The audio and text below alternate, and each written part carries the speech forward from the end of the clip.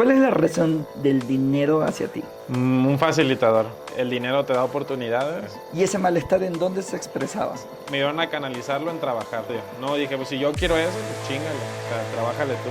Entonces desde chiquito empecé a trabajar, hacía mis proyectos. ¿Desde qué sentimiento decides pensar que sí puedes? Si lo crees, lo puedes crear. Y te la creí. Y me la empecé a creer. ¿Y a los 15 qué estabas buscando entonces? Simplemente no quedarme fuera. Yo quería o había entrado al TEC con la mentalidad de conseguir trabajo, de ser empleado. Pero cuando te metes a creación y desarrollo de empresas, te decía el director de carrera, tú no te puedes graduar de aquí si no tienes tu empresa andando. Voy, doy un pitch allá, era mi primer pitch en inglés. Y cuando me bajo del escenario a dar las gracias pues, al jurado, me doy cuenta que estaba ahí Mark Zuckerberg. Él me explicó por qué mi proyecto iba a fallar. Me dijo, nosotros ya intentamos hacer eso en Latinoamérica y no funcionó. ¿Y cómo llegas al trading?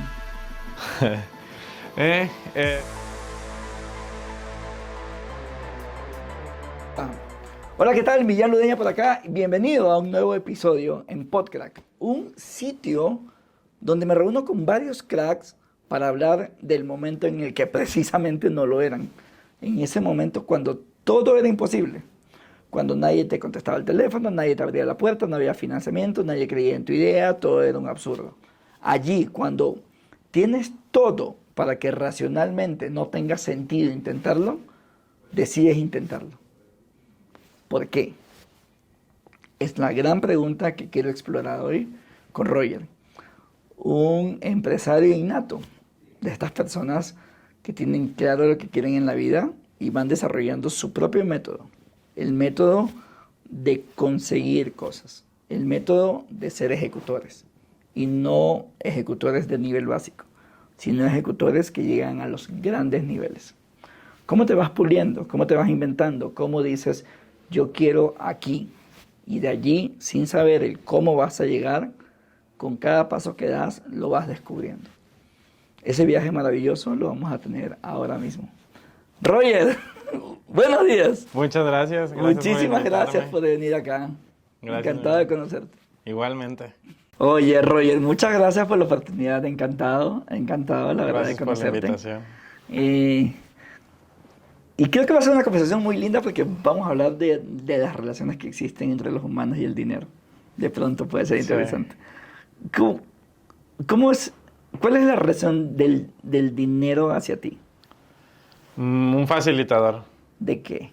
De lo que tú quieras. O sea, al final creo que el dinero te da oportunidades que a veces por donde naciste o donde tocó nacer, llamémoslo familia, condición social o lugar físico, medio te limita o medio te toca ya ciertas reglas de un juego. Y creo que el dinero te ayuda a borrar esas barreras y a poder salir de ello.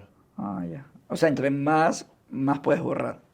Sí, yo creo que entre más cercanía puedes llegar a tener con el dinero, ya sea tuyo o apalancado de alguien o a través de alguien o simplemente el contexto de estoy cerca del dinero aunque no lo tenga yo conmigo, me ayuda a borrar esas barreras que podrían ser físicas, como con dinero tienes mejor educación, tienes mejor estilo de vida, tienes salud, o si son mentales. Si yo me acerco mucho contigo y tú tienes dinero, pues me ayudas a borrar esas barreras como de contexto.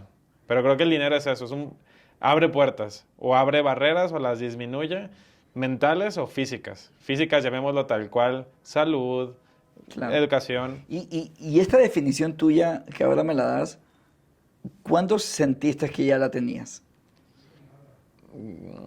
Creo que se la aprendí mucho a mi socio. Ya. Sí, siempre que tengo oportunidad me gusta como agradecerle. Yeah. Se llama Marco Félix. Y él es como, ¿ubicas este libro de Robert Kiyosaki, el padre rico, padre pobre? Sí. Él es como mi padre rico. Oh, ya. O sea, entonces, él me ha dado una idea un concepto del dinero distinto a lo que yo tenía como normalmente clasificado. ¿Y cómo era antes? El dinero es malo, el dinero destruye familias, el dinero no crece en los árboles, todo era dinero, o problemas familiares por dinero. Como que le fui agarrando una connotación negativa y que también que el dinero era escaso. Y de este lado pues conocí la otra versión, la versión de que el dinero facilita las cosas, que no tiene por qué ser malo. ¿Y tú recuerdas un momento en tu vida en el que no tuviste dinero para hacer algo específico y sentiste algo no tan bonito hacia el dinero? Sí, claro. ¿Cuándo? Toda mi niñez, mis papás, en específico mi mamá, que es a quien más bueno, los dos, pero con mi mamá soy como mucho más agradecido y tengo más conexión con ella, porque Ya. ella hizo hasta lo imposible por darme lo mejor. Ok. Siempre me tocó ser como el jodido de la escuela chida, o el jodido de los amigos con dinero. Ya. ¿Por qué? Pues porque a lo mejor ella, en su afán de darme la mejor calidad de vida, de educación, de deportes, de recreación, Ibas a los mejores colegios. iba a los mejores colegios, Aunque no pudieras pagar. aunque no pudiéramos pagarlos. Ya. Entonces, pues siempre estuvo como esa barrera de, a lo mejor al menos interna, ese conflicto de decir, mis amigos se pueden ir de viaje y yo no. Mis amigos se pueden ir de fiesta y yo no, porque yo no puedo reprobar, porque yo no puedo perder la beca. ¿Y ese malestar en dónde se expresaba? En recriminarle a tus padres porque no te daban lo que los otros padres le daban a sus hijos. No, al contrario, creo que de alguna forma, creo que sí, esa sí es labor de mis dos padres, me iban a canalizarlo en trabajar. O sea, no me quedé sentado así cruzado de brazos y dije, y les agarré odio. No, dije, pues si yo quiero eso, pues chíngale, o sea, trabájale tú. Entonces desde chiquito empecé a trabajar, hacía mis proyectos. eh, y esa fue como la forma en la que lo quise canalizar. Pero cómo era ese malestar, pues sí me llegué a sentir menos. O sea, sí recuerdo momentos donde decía, yo quisiera, y yo quisiera, y yo quisiera. ¿Y desde ahí qué hacías? ¿Qué quise? O sea, ¿cómo trabajé, dices? ¿Te refieres? Sí, me refiero emocionalmente. O sea, ya no puedo pagar esto, yo quisiera, me gustaría. ¿Cuál es el sentimiento que ahí aparecía? Pues tristeza. ¿Sí? Sí, sí, tristeza o rechazo. Ok. O como que me sentía no parte de. Y siento que a nadie no le gusta sentir parte del círculo en el que estaba. Aunque yo sabía que a lo mejor mi lugar no era ahí, porque eso creía yo, pues, que no era mi lugar, predefiniéndome que porque no tenía el mismo nivel de estilo de vida o de dinero, Claro. pero sí podía estar en las mismas experiencias, porque bien o mal, por ejemplo, te voy a poner un ejemplo. Ya. Mis amigos querían salir, yo no tenía dinero para salir, pero yo les decía, yo manejo.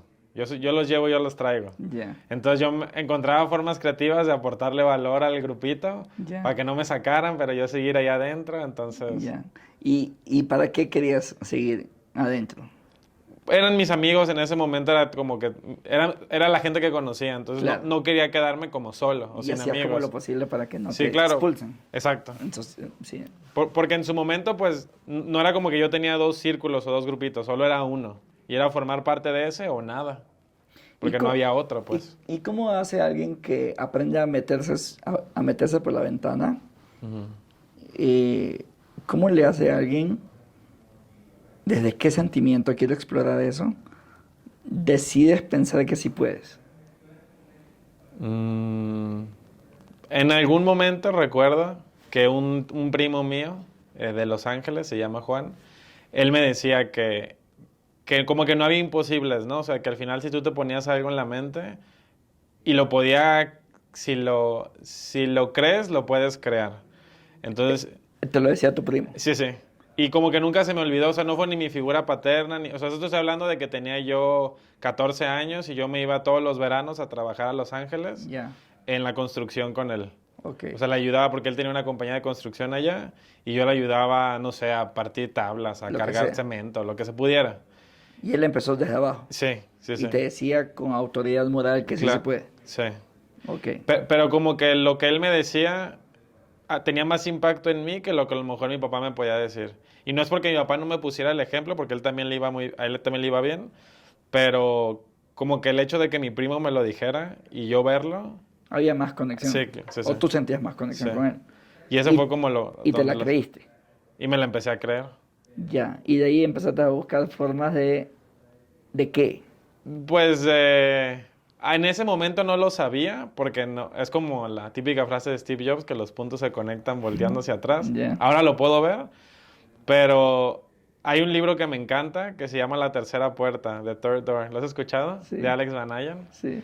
Bueno, encontré esa tercera puerta. O sea, buscaba cómo colarme en todos los lugares y era creatividad pura. O sea, a veces no tenía que ser con dinero, era aportando valor, era siendo, por ejemplo, cuando era temas escolares y había una reunión o algo, pues yo era el que ofrecía o me trataba de, yo les ayudo con la tarea o con el trabajo, pero pues invítenme por fuera. Claro. Cuando era el antro, pues yo pongo el carro. Yo no Claro. tomo, yo soy el conductor designado. Ya. Cuando eran los proyectos, pues lo mismo, ¿no? O sea, yo me aviento la talacha, pero no me dejen Y, como... y te reconocías cada vez mejor negociador, en tal caso. Sí. Podría ser, o sea, nunca me considero... No creo que sea tan buen negociador. Ya.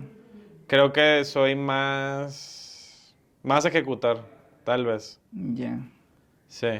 Sí, porque siento que negociar es una postura más desde ser un estratega, pensarlo, Ya. y puedes tú no ser el mismo que ejecuta, pero al menos tú eres la mente maestra detrás. Y lo tuyo es la Y lo ejecución. mío era más como la ejecución. Claro, de ver cómo resuelves el problemita. Sí, sí. Y fuiste creyendo que eras muy bueno en eso. Sí, sí, porque a lo mejor nunca me la creí que yo desde mi posición me podía poner de estratega que alguien más lo hiciera por mí. Entonces, Ya. como mi lugar en la cancha era ser el ejecutor, ¿Y ahí tenías cuántos años? 15, 16. Y a los 15, ¿qué estabas buscando entonces? Simplemente no quedarme fuera. O sea, no quedarme fuera de mis amigos, de ese círculo en el que en ese entonces era mi realidad. Claro. O sea, peleando para no quedarte atrás. Sí, Y ahí ves cómo te metes. sí. Y te cansó ese personaje. Siento que sigo siendo ese mismo personaje hasta la fecha, porque como que se me engranó mucho de decir, ¿quieres algo? Pues va a ser por mis medios. Y sigues metiéndote por la ventana. Sí, todos los días. Sí. Sí, sí, pues ven, aquí estoy. En el mismo grupo. Ah, interesante, ya. Sí, Bueno, claro, y lo fuiste, el cerebro aprende por repetición, ¿no? Entonces nos vamos haciendo muy buenos en lo que más repetimos, sí, para bien y para mal. Entonces, de repente hay personas que eligen quejarse a cada rato. sí, Entonces, no te das cuenta que te vas haciendo muy buen, ni siquiera sé si la palabra existe, muy buen quejador, sí, ¿ya? O en tu caso, ¿no? Cada vez lo vas intentando y cada vez vas descubriendo que eres mejor haciendo sí, ejecución. claro. Y te la vas creyendo y todo. Y en ese camino descubres varias opciones, En ese camino estaba yo por entrar a la prepa. ¿ya? Yo tenía una obsesión con entrar a una escuela en específico porque era como mi sueño. ¿A cuál querías entrar? Al TEC de Monterrey. Ya, No, ¿por no, qué? no sé quién, sí me lo han preguntado y nunca he cachado conscientemente en qué punto me enamoré o tenía esa, yo le llamo puñeta mental de decir, yo quiero estar ahí, yo quiero entrar ahí. Yo creo que sí lo sabes. Sí, Sí, por supuesto. no, en algún momento pues yo quería entrar ahí, ¿Por qué? pero en qué momento así dije, ahí quiero estar, no. ¿Por qué? Pues porque era la mejor universidad, porque creía que ahí iba a tener por ejemplo, yo quería entrar al TEC con mentalidad de empleado. Entonces, ahí voy a conseguir el mejor empleo. Ahí me van a contratar las mejores empresas. Ahí voy a conocer a gente muy interesante. Pero nunca tenía la idea de entrar ahí porque yo quería emprender o porque yo iba no sé, pues, eso sí tenía muy claro. Ahí me van a contratar. O sea, Y me da la impresión que como desarrollaste en tu adolescencia, eh, tu ganancia personal, pertenecer a ciertos círculos, supongo que la misma tesis era con esta universidad, con el TEC de Monterrey, eliges un círculo, sí, claro. Estaba repitiendo patrones. estabas repitiendo el patrón y decías, el círculo que estoy buscando está en esta universidad. Correcto. ¿Sí, no? Sí. Que eso contradice lo que me dices hace 2 minutos. Yo no sabía para qué quería ir. ¿Sí, Sí. no? Entonces, en realidad, Sí, no lo había pensado así, pero sí tiene todo el sentido. y entonces dices, de hecho, la carrera, lo que sea, es el círculo el que estás Sí, buscando. exacto, porque tienes toda la razón. No era la carrera, era yo quiero entrar ahí. No, el círculo, Ah, claro, estabas buscando el círculo. Y como te fuiste haciendo muy bueno en conseguir lo que quieres, conseguiste también entrar al TEC. sí. En su momento no entré en la prepa ¿Ya? porque mi mamá me hizo En ese entonces mis papás se estaban separando, justo Ok. en ese momento. Y por temas del divorcio y demás, legalmente había que poner en algún documento, no sé el nombre, dónde yo iba a estudiar, para que quedaran temas de manutención, de que tenías que pagar a mi papá la Tu parte manu- lo sí. que le correspondía, ¿no? Entonces mi mamá me dijo, pues en el TEC el examen de admisión todavía falta rato. Fuimos a preguntar a una universidad que quedaba cerca de mi casa, la UVM, y en cuanto llegué ahí traía yo muy buen promedio de la secundaria, siempre niño de 10. Súper. Siempre, siempre. Felicidades. y me dieron beca. Entonces mi mamá dijo, pues ni lo pienses, o sea, aprovéchala. Yo, no, pero es que aquí no quiero, yo quiero allá. Y me dice, no, ahorita es lo mejor que podemos hacer, aprovéchalo. Y ella me dijo, eso no se me va a olvidar, me dijo, la prepa es para conocer gente y para que tú mismo como te desarrolles como persona. No creas que es muy importante el tema educativo de quién es tu maestro y qué materia vas a aprender, porque eso a lo mejor te la creo más en la carrera. Dice, pero ahorita es más un tema de que tú te desarrolles y conozcas personas. Entonces, date la oportunidad aquí. Terminé entrando al UVM, igual otra vez niño de 10, excelencia, estuve en la sociedad de alumnos. En ese entonces mi novia era la presidenta de la sociedad de alumnos y yo era como el vicepresidente. En realidad yo lo hacía todo, pero ahí como que desarrollé habilidades de hablar en público, de conectar con otras personas. Era un poquito más como introvertido. La sociedad de alumnos te obligaba a hablar con diferente tipo Sí, claro. de los grupos. Ok. El educativo, el cultural, el de los académico. Y de ahí salto al TEC, ya para la universidad. Otra vez me apalanqué de haber dicho, pues vengo de sociedad de alumnos, vengo con excelencia académica Y lograste entrar. y por eso me dan beca en el TEC. Cuando me dan beca en el TEC, entro a la carrera de animación digital. Animación digital fue lo que elegí, pero no es realmente lo que yo quería, porque mi abuelo es caricaturista, se llama Rodolfo Caloca. No es hiper famoso, pero sí es un personaje reconocido, al menos en México, Wow. en temas de caricatura para periódicos. Qué bien. Hay un equipo aquí que se llama el Atlas y las Chivas y tienen una mascota que es como un zorrito, una Esa fue chivita. hecha por tu abuelo. Sí. Oh, qué bien. Entonces, pues gracias a las influencias de mi abuelo pude entrar al Atlas Colomos, por ejemplo, era un club de estos de los que yo no quería quedarme fuera. Me ayudaron también a entrar a la universidad. Varios como favores fueron por él. Entonces yo decía, pues me toca como que continuar el legado del dibujo, pero en su versión moderna, que era la animación digital. Y me di cuenta que era pésimo dibujando. Horrible, no me salía nada. Y me voy a acordar perfecto que estaba yo un día en clase y estaban dándonos clases de... Era como química, creo. Era como tronco común. No, física, era física. Y yo quería ponerle atención a la clase porque dije, me tiene que salir bien. Y yo nunca fui tan bueno con los números. Y decía, me tiene que salir bien porque si me sale mal, voy a reprobar. Y si repruebo, pierdo la beca. Y si pierdo la beca, entonces era como esa historia catastrófica. Y yo veía a mi compañero de al lado, me puedo acordar perfecto. Recién acaban de salir las iPads, creo. Traía una tablet digital. Y el güey estaba dibujando como un Pokémon o un anime. Y le valía madre la clase. Y yo decía, es que no le puedo decir que está mal porque eso es lo que deberíamos de estar haciendo, puliendo como nuestra habilidad, no tomando esta clase de física. Ya. Pero como yo sabía que a mí sí me tenía que ir bien porque si no me iban a sacar, dije, nada, ¿qué estoy haciendo aquí? Y fui y pedí cambio de carrera. Y me cambié a creación y desarrollo de empresas. Entonces, fue un paso importante para mí en ese entonces porque yo dije, yo quería o había entrado al TEC con la mentalidad de conseguir trabajo, de ser empleado. Pero cuando te metes a creación y desarrollo de empresas, te decía el director de carrera, tú no te puedes graduar de aquí si no tienes tu empresa andando. Y había una facturación mínima, no me acuerdo cuánto, 2 o 3 millones de pesos anuales. Y yo decía, pues va, o sea, hay que tomar el reto. Yo siempre me había visto como un empleado, pero un empleado de alto calibre o para una empresa interesante. Nunca me había visto como yo poniendo mi negocio. Y ahí quiero parar un ratito. Entonces, entras al TEC y supongo que mientras caminabas por esos pasillos, estabas identificando tu nuevo círculo. Sí. ¿Lo identificaste? El primero no me gustó, porque no tenía nada en común con ellos. Mi primer círculo era mi carrera, y mi carrera era animación digital. No, sí, esos son los que vienen en el sistema. Sí, sí. Solo que tú, que ya vienes acostumbrándote a crear tu destino, empiezas a ver círculos que te podrían gustar. Ya, sí. ¿Lo identificaste pronto? De gustarme sí, pero nunca me acerqué. ¿Nunca creaste una estrategia para entrar en esos círculos? No, tal cual no. Porque desde que entré con la mentalidad de aquí no puedo reprobar, me tengo que enfocar en el Claro, estudio. sí. Y si de algo me arrepiento, y siempre lo he dicho, y me gustaría pues en su momento, cuando yo tenga hijos, o sea, no meterlos a algún lugar donde tengan que estar becados y les obligue a estar becados porque siento que me quitó mucho el enfoque. O sea, mi enfoque se distorsionó completamente en vez de sacarle jugo a las relaciones, a mis maestros, a las experiencias que pude haber tenido. Yo solo trabajaba y estudiaba, porque mi enfoque era no reprobar. O sea, como que ya estando ahí dentro, tenía un mal vicio, pues que era no reprobar, no reprobar, no reprobar. Y me ha pasado muchísimas veces, y no solo en los estudios, y estoy seguro que a ti también, te pones una meta y cumples como el mínimo de la meta. Por así decirlo, uy, estoy en un pedo y necesito generar 20,000 pesos ahorita. Y los generas, quién sabe cómo, pero generas 20. No 21 ni 22, generas 20. En el TEC era igual, había el mínimo aprobatorio y era lo que hacía. O sea, apenas pasaba las clases.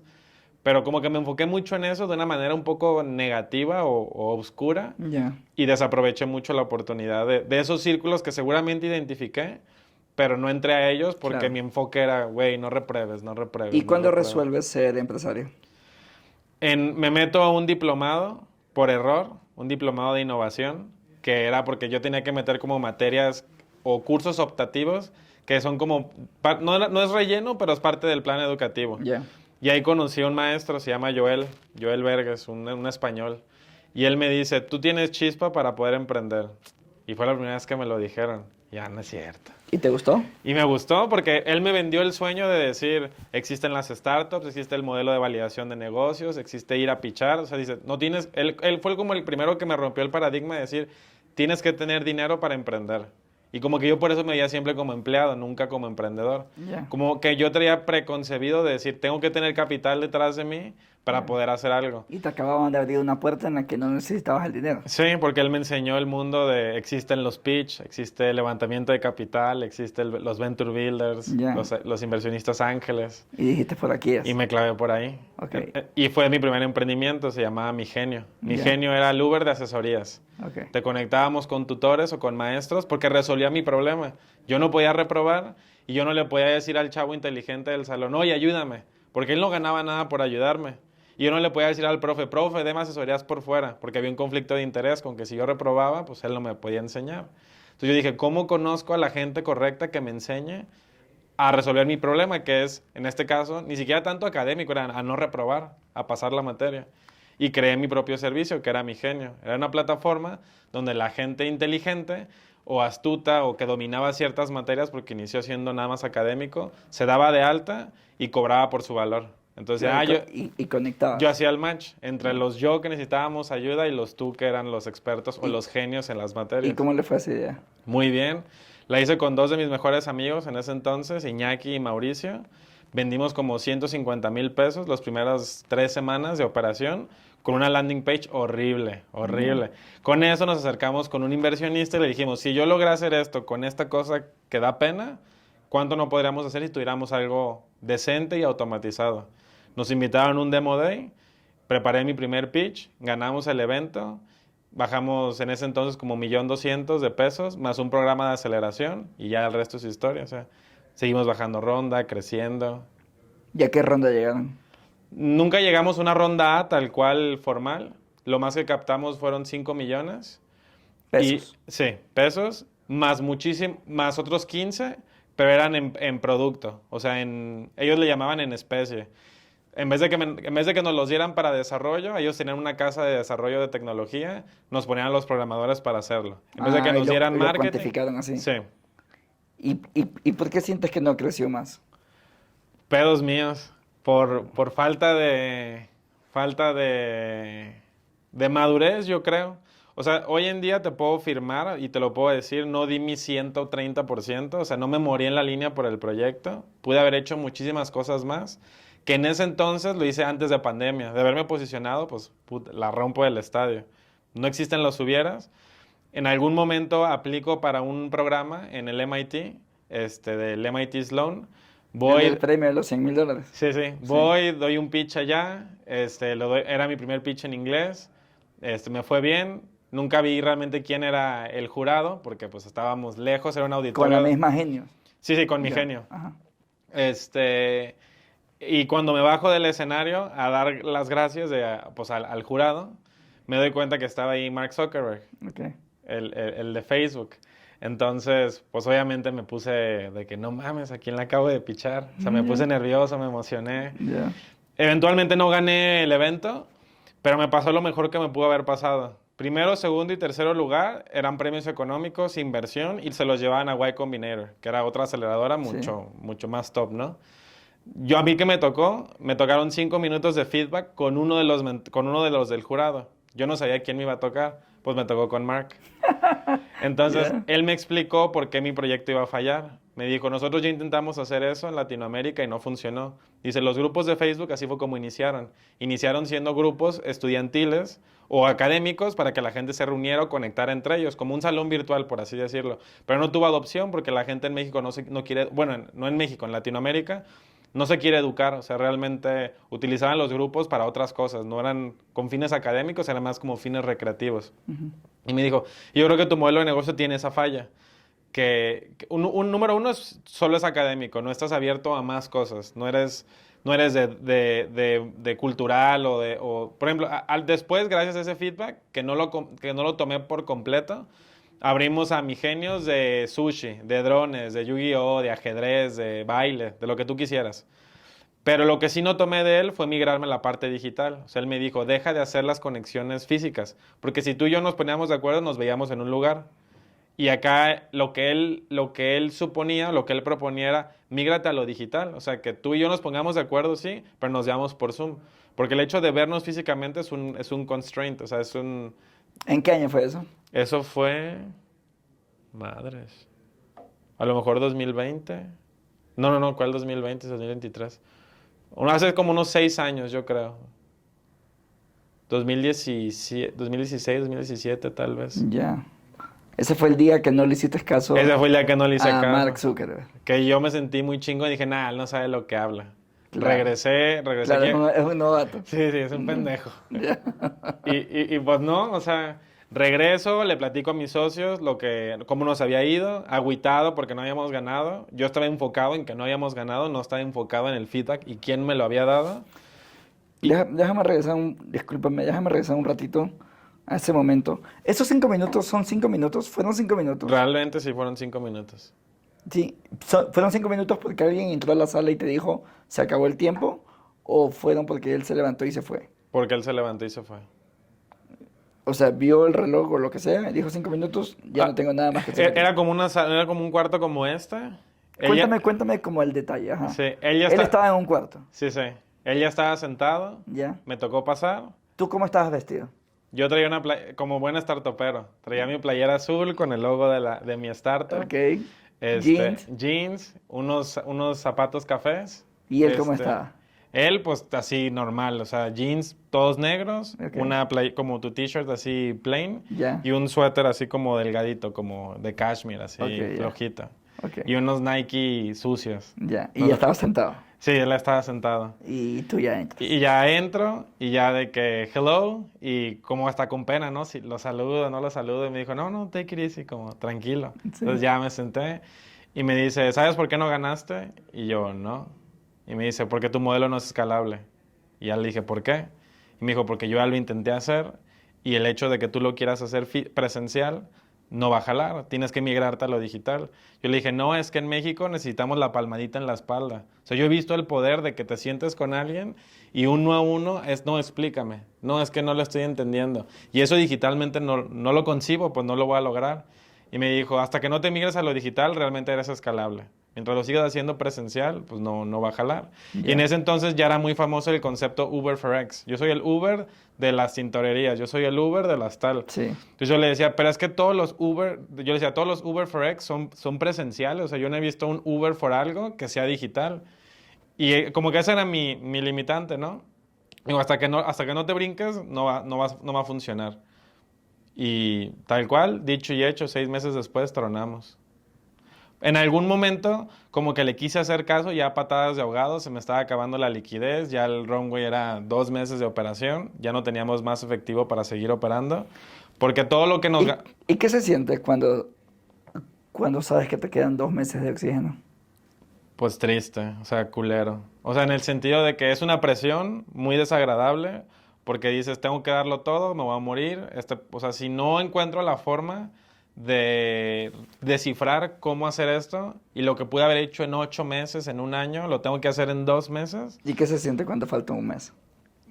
Pues se me juntó con exámenes finales, entonces, pues mi cerebro sesgado entre no puedo reprobar, me tiene que ir bien y este pedo no puede tronar tampoco. Nos peleamos con nuestros inversionistas. Al final, el último mes, yo dije, tenemos que pivotear, sí o sí, tenemos que hacerlo digital. Y ellos dijeron, no vamos a cambiar. Porque en algún momento yo, para seguir bajando más capital, empecé a dar lugares en el consejo. Es una cosa que aprendí. Yo creía que mientras en capital accionario ellos no fueran mayoría, yo seguía como que controlando la empresa. Pero en lugares en el consejo ellos tenían, creo que son 3 lugares, presidente, secretario, y entonces pues ellos ya tenían más poder que nosotros. ¿Quiénes son ellos? Los inversionistas que confiaban en nosotros, los se llaman InnoHub. Son unos empresarios que los primeros que invirtieron en nosotros y nos dieron 2 rondas más. Que ellos fueron invitando a más gente como al pool de... Los que llegaron a 5 millones. Correcto. Claro. ¿Y cuánto representaba hacerte digital? Faltando un mes. ¿En qué sentido? La inversión necesaria para que el negocio sea digital. No, pues no sé, eran 500,000 pesos. O sea, que ya no estaban dispuestos a darlos. Exacto, sí que... Y sí, pero bajo las reglas de ellos. Ok, y te dejaron morir. Llegó un momento donde yo mejor, no digo que tiré la toalla, pero sí le dije a mis socios, yo tengo esta visión y sé que la compartimos nosotros, los 3, pero yo era el director, entonces hablaba como que por mí. Yo tengo esta visión y ellos no la quieren seguir. Entonces, si no la quieren seguir, pues yo no estoy dispuesto a seguir así. Y fui como el primero en bajar, me dije, yo no quiero seguir así. O sea, sentía como que nos habían secuestrado el proyecto hasta cierto punto. Claro. ¿Y ¿Y cuál fue tu sentimiento? Mucha frustración, como mucha muina, como sentir se aprovecharon de mí, como yo no sabía, como di acciones, di lugares en el consejo y no sabían lo que me estaba metiendo. O sea, como que no digo que hubo mucha ventaja de ellos en el sentido de que nos querían chingar desde el inicio, claro que no, porque si no nunca nos hubieran ayudado. Estoy eternamente agradecido con todo el proceso que viví gracias a ellos, pero en ese entonces sí decía como, puta, pues sí me chingaron, o sea, nunca vi que se colaron tan adentro que ahora que quise yo pivotear, ya no había como camino, pues. Ya no había camino, claro. Y te digo que no di el 130%, o sea, no te puedo decir sí lo di todo, porque no salí a endeudarme, porque no salí a buscar ronda con otras personas, porque no me volví loco por hacer que mi genio jalara. ¿Hay alguna explicación para que digas 130% y no 125 y no 142? No sé. O sea, no, realmente no. ¿No? No, es porque Sí. lo vas diciendo Sí, y me intrigo de saber cómo llegó el 30% más, sí. ¿no? Pero ahorita que lo dices, es un dato o es un número que utilizo cuando quiero decir el extra. Como, no di el 130. Sí, estoy suponiendo por ahí. Sí. La pregunta Pero ¿por es, qué el 30? No. la pregunta es ¿por qué 30 y no 27? Sí, no sé. ¿No? Solo se me Interesante. quedó una manía mía. ¿Sí? ¿Y crees en el 3 como un número poderoso? Hasta hace muy poco empecé a aprender como de numerología y del poder de los números. ¿Y qué opinas del 3? Que es poderoso. Porque tus 2 socios también sumaban 3 en Sí. tu primer negocio. 1 más 1. ¿Sí? 1 más 1 es igual a 3. Bueno, es coincidencia también, claro. Interesante. Ya, y aprendes lo que tienes que aprender y te vas al segundo negocio. No, al contrario, me deprimí. Ok, Dije, emprender no es para mí, yo sabía que tenía que ser empleado. ok. Yo Yo sabía que tenía que ser empleado. Ya. Y me da para abajo. En ese entonces coincide con que yo en algún punto de la carrera ya tenía que hacer las famosas prácticas profesionales, que era Ya. trabajar para empresas Ya. dentro del currículum. Y pedí trabajo en IBM, esta es la empresa de software, bueno, de tecnología. Porque aquí en Guadalajara hay planta de ellos, de IBM. Pero está muy lejos, está como a hora 20, camino al aeropuerto, pasando al aeropuerto. Y me fui a trabajar allá. Espérate que me quedé con una pregunta. ¿Cómo le hiciste emocionalmente para pelear con 2 alter egos?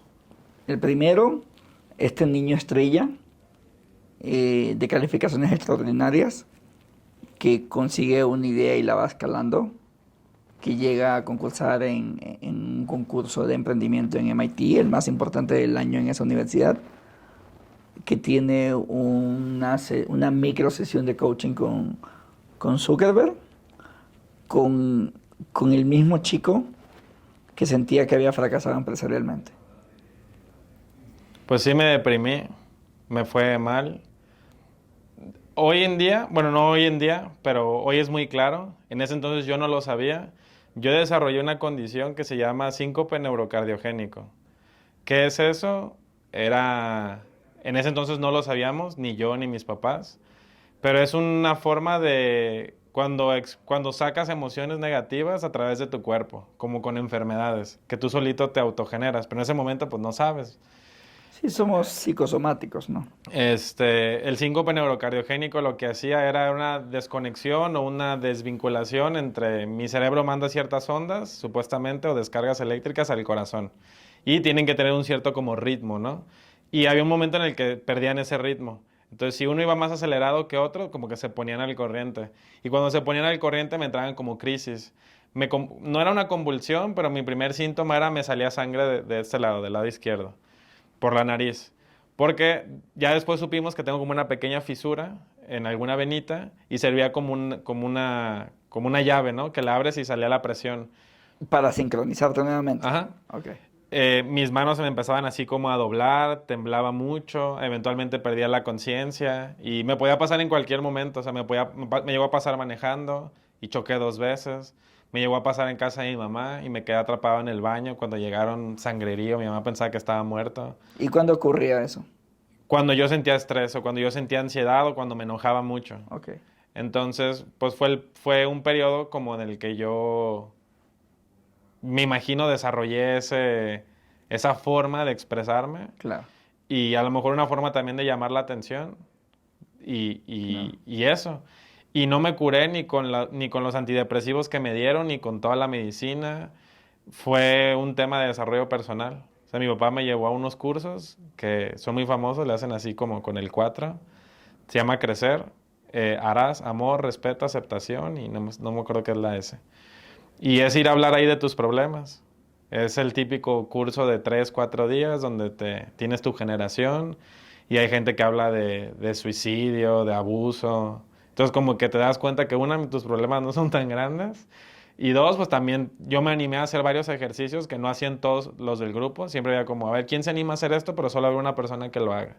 Y me acuerdo mucho que yo me animaba a hacerlos. O sea, no se me olvida que había uno que le llamaban el abismo. Imagínate el nombre, o sea, lo que pasaba ahí. Era un cuarto donde se valía gritar, donde se valía llorar, donde se valía patear, donde se valía golpear. Y me acuerdo perfecto que decían, ¿a quién le tienes más rencor y más odio? Yo decía a mi papá.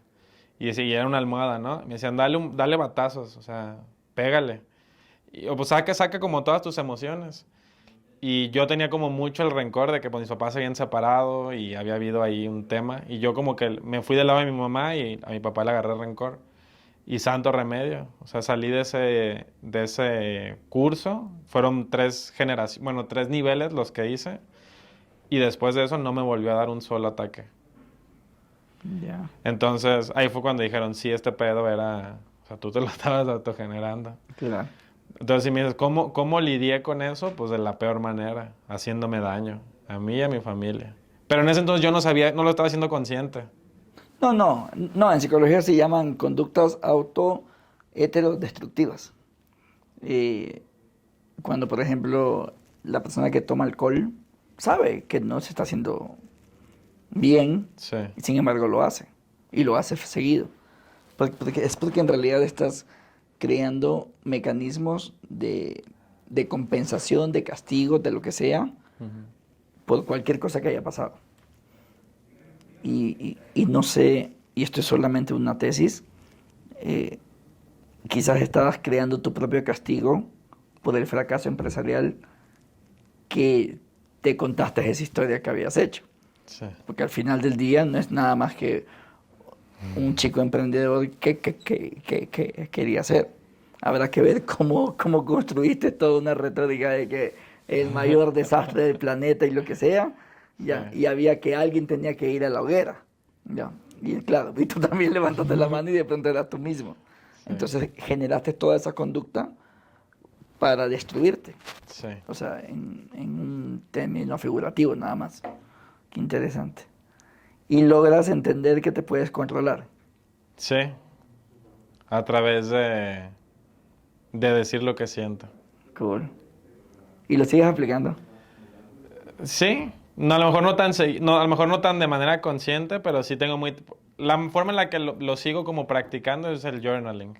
Ah, O ok. sea, agarré como la buena práctica de escribir lo que ¿Y siento. lo haces manual o en digital? No, manual. Bueno, Sí. agarro un iPad y ahí escribo, Y ahí lo escribo, escribo, escribes. escribo, escribo. Sí. La última vez que escribí un journal, por así decirlo, en papel, así, fue una carta de odio o de rencor que terminé quemando. Pero hice ese ejercicio, pues, de decir, le voy a hacer una carta a mi mamá de todas las cosas que yo siento, positivas y negativas, y otra a mi papá, igual. Y dije, tengo dos opciones, se las voy a entregar o las quemo. La de mi mamá sí la entregué, y la de mi papá por algún motivo, no sé qué pasó, pero al final no se la pude dar a él. Y dije, de habérsela dado, yo creo que le hubiera hecho más daño, y la terminé quemando. ¿Alguna vez hiciste terapia psicológica? Que en el proceso del divorcio me mandaron Pero ahí con eras el muy pequeño. pues tenía de los 14 a los 19 fui con el psicólogo. Ah, ya. Ay, qué bien. Sí, me tardé un rato. ¿Y cómo llegas al trading? Después de toda esa viacrucis que me pasó, volví a emprender otra vez, volví a tronar, fracasé. Me fui a vivir a Bruselas un tiempo. Allá trabajé para una empresa muy importante que tenía como cliente a la NASA. Me tocó trabajar para ellos en algunos proyectos.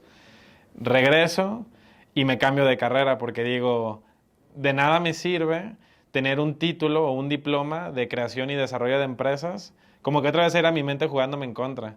Porque ese diploma, ese título, ¿quién te va a contratar como creador? Si eres un creador, pues tú creas tu empresa. O sea, no te contratan para eso. Yo dije, si ya me estoy parando la chinga que me estoy parando, y en ese entonces ya me tocaba a mí ayudarle a mi mamá a aportar a la carrera, dije, necesito un título que para mí valga algo. Y la materia que más me revalidaban era, la carrera que más me revalidaba materias era logística internacional. Ya. Entonces me meto a logística internacional, trabajo ahí 2 años en esa industria, me termino graduando de eso. Le hablo a un buen amigo que conocí mientras estuve en mi primer emprendimiento, en Mi Genio.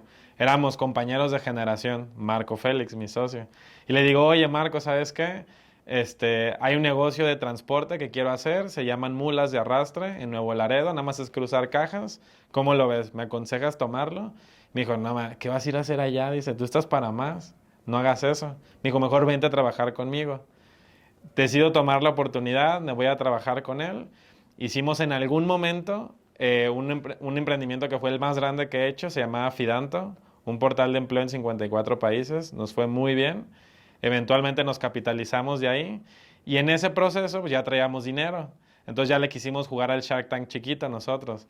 Vengan, pitchen ideas de negocio y nosotros las desarrollamos. Lo mismo que me hicieron a mí al inicio, Sí.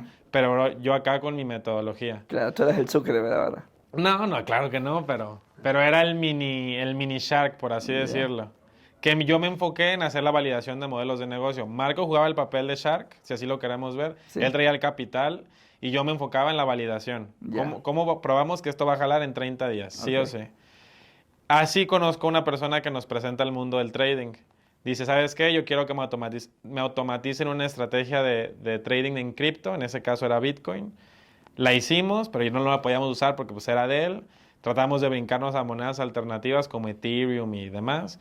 Nos dimos cuenta que en ese entonces la liquidez no era tan profunda en los order books. ¿Qué es esto? Pues que tú quieres meter una operación y arrastro el precio de compra un cierto porcentaje porque tú solito no tienes para comprar, para satisfacerme, ni tú ni tú. Entonces agarro el precio promediado de los tres y eso le daba en la madre a la estrategia. O sea, ya no era rentable.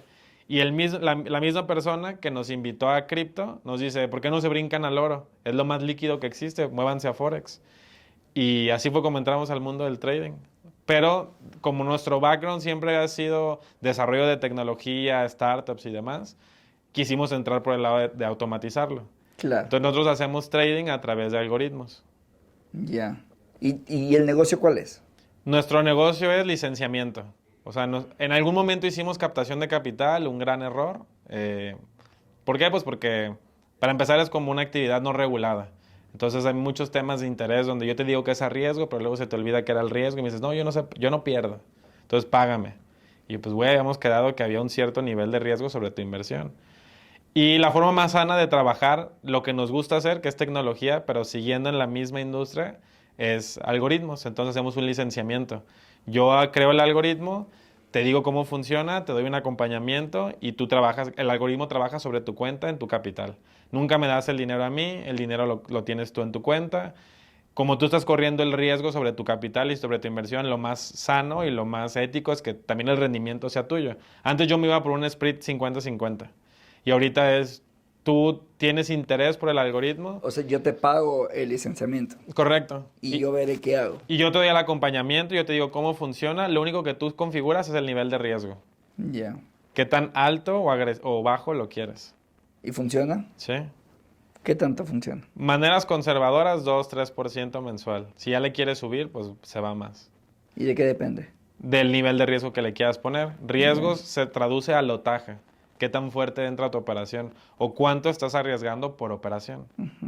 Entonces, como nuestros algoritmos son algoritmos de acumulación de posiciones, en una cuenta muy grande tú vas a ver operaciones muy chiquitas, como de 1 o 2 dólares. En una cuenta de $100,000 ves operaciones de 5 dólares, 7 dólares, 9 dólares. Se ve chiquito, pero pues al final del mes sí te hace el 2-3%.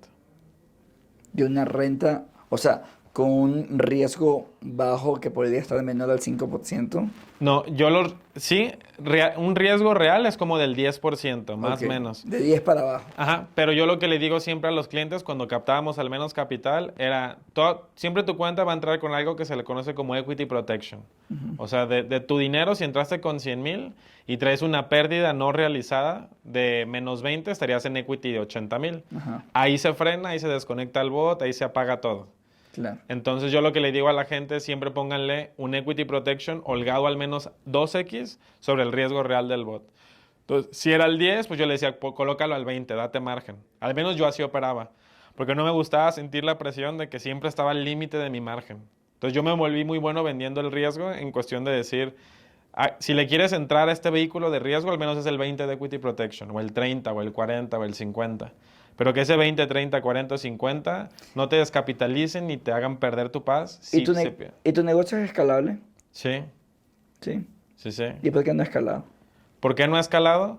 Porque de que nos migramos de captar capital y nosotros operarlo a hacer el modelo de licenciamiento, llevamos como 2 meses. Ah, lo estás empezando. Sí, Ya, ya, ya. sí, sí. O sea, Y caminas hacia ahí. sí, claro. Sí, sí, mi modelo es 100% a través de pauta y un SaaS, tal cual. O sea, verlo como startup de tecnología.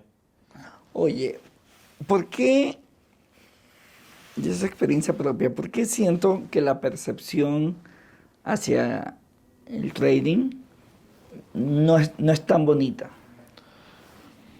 Yo creo que viene de 2 cosas. La primera es que a nivel mundial, y era una preconcepción que yo también tenía cuando me lo presentaron, lo primero que pensé fue multinivel y estafa. Porque los grandes multiniveles, al menos de los últimos 4 o 5 años, Han terminado esto. utilizaron el trading como su producto financiero que te querían vender, ya Sí. sea como educación o como producto de inversión. Sí. Y no digo que todos los multiniveles sean así, pero la mayoría de ellos pues terminan en pirámides o poncis. Y la gente pues agarra la connotación de que no fue el multinivel ni la empresa, fue el trading el que me hizo perder el dinero. Entonces como que hay una connotación muy negativa por ese lado. Y la otra es que también a raíz de la pandemia, yo creo, muchísima gente dijo, yo quiero hacer dinero desde mi casa y con internet, ¿no? Supongamos. Y el trading era un vehículo perfecto para hacerlo. Pero ¿cuál es la barrera de entrada para entrar al trading? Mínima. O sea, abres una cuenta en un broker, depositas $10, ya puedes operar. Entonces hay muchísima gente entrando al mercado que no tiene conocimiento, que se están metiendo al matadero, literal. Entonces hay tantas malas experiencias de gente que pierde el dinero porque es tan fácil entrar sin que nadie te diga nada, que también está esa como concepción negativa de decir, el trading es una boca de lobo donde todos entran y pierden ese dinero. ¿Y por qué particularmente la tuya no es así? Porque yo me enfoqué en gestión de riesgo. Yo entendí que ver el trading como un negocio o como una startup es lo que me hace diferente al trader tradicional. El trader tradicional se quiere enfocar en analizar las gráficas, en analizar las fundamentales, en pasar cientos de horas frente al monitor backtesteando su estrategia. Y no digo que esté mal. Es importante, claro, encontrar un cierto patrón que te permite ejecutar tu entrada. Pero yo entendí que el trading es más un juego de probabilidades. No digo que son apuestas ni que es un casino, pero el trading es binario. Solo sube y baja el precio. Solo hay take profit y stop loss y solo hay longs y shorts. Por donde lo veas, nada más hay como 2 resultados. Y si tú te avientas una operación 1 a 1, O sea, arriesgo $1 para ganar $1. Es lo mismo que decir es un volado tipo, vamos a aventar una moneda. Yo creo firmemente que si aventamos... ¿Cuál es la probabilidad, según tú, de que caiga águila o sello? Si aventamos la moneda. 50. En teoría. Pero si aventáramos 10 volados, probablemente cae 7 y 3. O Son- 6 y 4. Son 50 a la 10. Porque la mezcla es muy... Porque la muestra es muy chiquita. Pero si no aventamos 10 volados, si aventamos 100 o aventamos 1000, te aseguro que sí me acerco a ese 50-50. No, y también estás entrando a una teoría de los números grandes. En estadística avanzada Sí. se ve eso. Entonces, acaba siendo una curva de distribución normal. Y O sea, toda la teoría de números grandes tiende a una distribución normal. Sí. Claro. Y Si yo agarro una moneda y la lanzo, o sea, no. sí. Si la lanzo una vez, es efectivamente caro sello. 50-50, digamos. Agarrando el ejemplo, si la lanzas 10 veces, como son eventos independientes, es 1/2 elevado a la 10, ¿cierto? Ujú. O sea, son eventos independientes. Si le hiciera 100.000 veces, ya la distribución de la probabilidad va a disminuir esta curva. Entonces, ¿cómo, quiero entender eso, cómo haces análisis de riesgo de manera binaria? Al menos yo como lo veo es, mientras yo gane, mientras cuando yo gane más de lo que pierdo, ya soy rentable. ¿Por qué? Porque, y es tan sencillo que la gente ve su cuenta y si lo viéramos como volados o tiro, quiere quemarse su cuenta, jugarse su cuenta en 10 volados, en 20 volados. Yo digo, eso es súper insano. O sea, tú deberías de darte el mayor margen posible y tendríamos que jugar con mentalidad de casino. Así le digo yo. ¿Cuál es la mentalidad de casino? Al casino no le importa que tú y yo lleguemos un día y le ganemos. El casino dice, eventualmente me van a dejar el dinero y si no son ellos, son otros. Porque ellos le juegan a la estadística a largo plazo, a siempre hacer su mismo sistema. Ajá, a los números grandes. Ajá. Yo así veo el trading. Yo digo, nuestra cuenta nos tiene que durar no 10 ni 100 volados, 1000 volados. ¿Cómo le hacemos para que cuando arriesgamos el porcentaje de mi stop loss o de mi trade sea tan pequeño que si yo incluso fallara 7, 10, 15, No 30 pasa nada. trades seguidos, No no, pasa nada. no pasará nada? Claro. Entonces yo así veo el trading. Y eso es lo que he plasmado en los algoritmos. O en los sistemas, pues. ¿Tú has estudiado estadística? No. ¿Y cómo llegas a la definición? Pues... Es que ya me parece muy loco esto Sí, sin sí. haber estudiado estadística. Sí, no, Salvo pues- que esté frente a un genio que me encantaría No, que no. esa sea la posibilidad. No, pues al final hay 3, 4 libros importantes en el sector del trading que te hablan mucho sobre la gestión de riesgos, sobre que todo es probabilidad estadística. Y al final de que no me he clavado en la estadística tal cual, entiendo el concepto o lo mínimo para poder decir, yo sé que no me tengo que jugar todas mis balas Claro. y hacer que me duren. Qué chévere, qué chévere. Me encanta y resalto mucho tu espíritu emprendedor, el de reinventarte constantemente y ver. O sea, que no es muy común, ¿no? O sea, poca gente tiene esa habilidad de ver 24/7 oportunidades, que es lo que tienes tú y me parece maravilloso. Lo conversábamos antes, este tema de esta ambición sana, Sí. esta ambición desde el merecimiento, ¿no? O sea, yo lo intento porque siento que merezco más. Sí. Y está genial, está maravilloso. Oye, una última pregunta. 29 años, ¿no? Sí. ¿Cuál es esa pregunta que siempre te habría gustado hacerte? La pregunta que me hubiera gustado hacerme. Sí. ¿Cuál es esa pregunta que me hubiera gustado hacerme?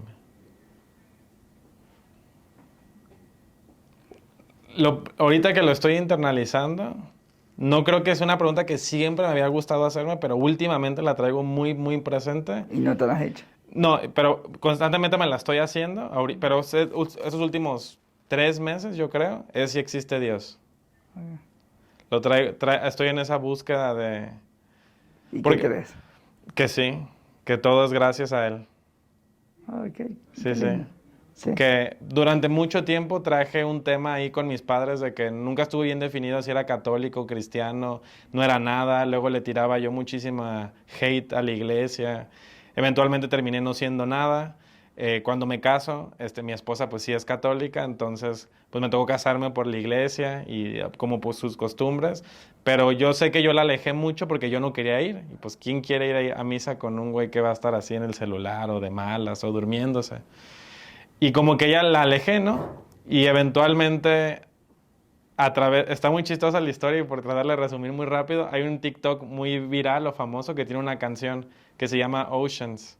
Ya. Y esta canción, pues es una canción cristiana. Y hasta que le puse atención a la letra, empezó a entrar como mis dudas. Y el algoritmo no miente, o sea, el algoritmo me empezó a enseñar videos de Daniel Aviv, de Dios, de Dreyfus, de Dios. Y por ahí un amigo reposteó un día que estaba en una iglesia cristiana. Las iglesias cristianas son muy instagramiables. Me dieron ganas de ir a una. Me animé a ir solo primero. Claro, no iba a llevar a mi esposa porque dije, ¿quién soy yo para si yo la alejé? Ahora yo invitarla a esto, que gente cantando. Y fui y el mensaje que escuché ese día era lo que yo necesitaba escuchar. Y fue ¿Cuál fue? que siempre vamos por la vida cargando cosas o teniendo adoraciones que no son sanas. En este caso, a lo mejor yo voy cargando la adoración al éxito, al dinero, al emprendimiento, a los negocios, y no estoy cargando una adoración sana, que podría ser mi familia, mi esposa, cosas que he dejado de lado. ¿Y qué piensas de eso? Y decía el pastor, y Dios quiere que sepa que a pesar de que tú no lo has cargado a Él te quiere cargar. Que Él está listo para que vuelvas a casa y de su mano o sea... Qué lindo. Y sí, la compré por completa. Y dije, sí, es verdad. ¿Y quieres regresar a casa? Sí, estoy regresando. Qué lindo. Estoy muy contento por eso porque entiendo que Él cumple sus promesas. Sí. Y nuestras promesas se van a cumplir. Y quizás es un momento lindo para replantearte, como una actualización nada más, que defines que sea importante en tu vida. Sí. Sí, Solo, sí. solo como una actualización. No, sí, claro, porque por mucho tiempo traje muy clavado a hacer dinero, negocios, la empresa, el trabajo. Sí. Y descuidé mucho a mi familia. O sea, Claro. tengo un hermano y platico más con amigos que con mi hermano o con mis papás. Entonces dije, no, primero lo primero. Qué lindo. Sí. Esa frase es linda, ¿no? Lo importante es saber que lo importante es importante. Siga siendo lo importante. Sí, ¿estás de acuerdo con eso? Sí. Qué chévere. Porque creo que estás en un momento de vida muy lindo de hacer sí, es un update de lo que consideramos importante en nuestras vidas. Sí, Y que eso sea importante. tal cual. Oye, me encantó conocerte, Reyes. Muchísimas gracias por el Gracias, tiempo. Millán. Gracias por las reflexiones. O sea, realmente fue un viaje... Para mí fue un viaje fascinante del atrevimiento. Y es que así es la vida. Atrevimientos. De oportunidades, de momentos, de tomarlos.